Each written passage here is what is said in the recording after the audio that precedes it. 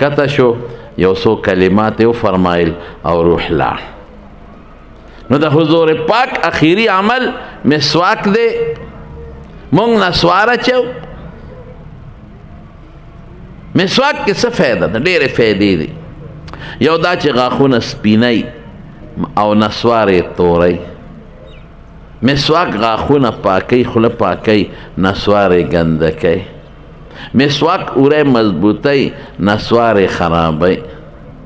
مسواک د خولې نه خشته بوی به دې ځي او نسوار به یې د خولې نه څخه بیندي چې خولې دې نینځنې. موږ سره بعضې خلک تپوس کوي نسوار والا هر قسمه مسلمانان دي، نو مسلې تپوس کوي یا څه نو دا خوله راته رانږدې کي یاره چې نسوار یې چولي توکلي د دې خولې نه په ما خو داسې څخه بین لګي. زم ډیران کې د خاخۍ والې ده ښه شی نه دی.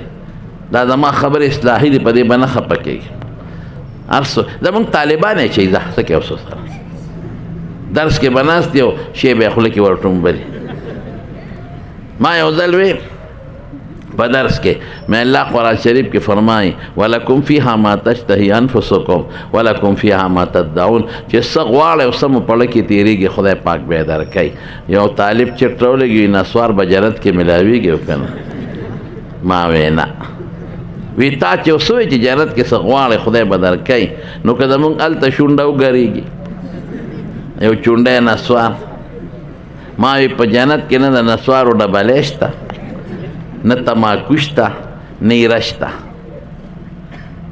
او دا به د چاړه کې نه راځي چې کوم شی جنت سره مناسب یې به د زړه کې راځي، چې جنت سره کوم شی مناسب نه د چا شوق کې به نه راځي. هلته به خشته خشته ښکلې ښکلې هلکانې ستا خدمت به کوي که انهن الیاقوت والمرجان، یاقوت او مرجان خشته، لیکن د چاړه کې به غلط نیت نه راځي. پردی ښځې ته د کتو سوچ دا به د چا پړه کې نه راځي. دنیا ته راتلل دا به د چا پړه کې نه راځي چې یاره که بیا لاړم او مردان مې ولیدې، چارسده مې ولیدې، دا بني نه به د چاړه کې تېرېږي. چې کم شی جنت سره مناسبي هغه د زړه کې راځي. نو ما ورته وی بالفرض ګورې خبره د فرض کوم ښه مې که بالفرض تا ته په جنت کې نسوار میلوم شي ځه لاول خو شته نه بالفرض مې جنت کې خو د لاړو د توکلو انتظام نشته، نو لاړې به کوم ځای توکې چارسدېت مردان ته به راکوزېږي. دا خو به نې هر څه به ختم. دا دې دپاره ویم وروڼو چې که څوک کوي په دې مرض کې مبتلی نو خدای مو ترې وساته. په کومه خوله ته ذکر کې الله په نوم باندې او درود شریف پرې وی نو هغه د دې شي نه وساته، مسواک مه کوه. نو دا مې دې پورې وی چې نسواري ملا له به کجوره نه وړې ښه چې دا وچوپه چې ماشوم له خوله کې واچوم، یعنې ماشوم به د نسواري